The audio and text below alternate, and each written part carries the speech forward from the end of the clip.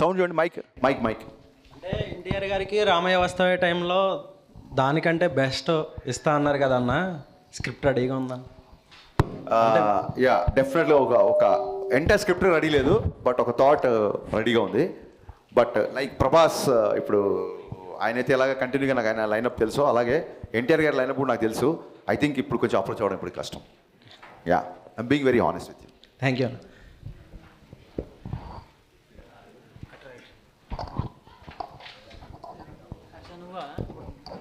ఆయన సంటి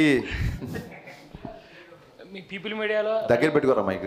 people media Ravi Teja Harish Shankar ఇంకో మూవీ కావాలన్న మాకు ఇదే కాంబినేషన్లో. యా ఖచ్చితంగా.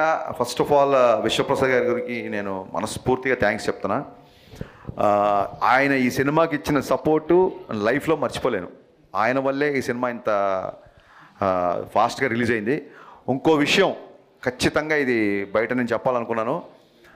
జనరల్గా సినిమా కొంచెం మిక్స్డ్ టాక్ వస్తే ప్రొడ్యూసర్లకు కూడా రావాల్సిన అమౌంట్లు అవి ఇవి కొన్ని ఉంటాయి, కాబట్టి ఏమైనా బ్యాలెన్స్ రెమ్యునరేషన్లు ఉంటే కొన్ని రోజులు ఆగి క్లియర్ చేస్తారు ప్రొడ్యూసర్లు. ఏ ప్రొడ్యూసర్కి ఎవరికి రెమ్యునరేషన్ ఎగ్గొట్టాలని ఉండదు.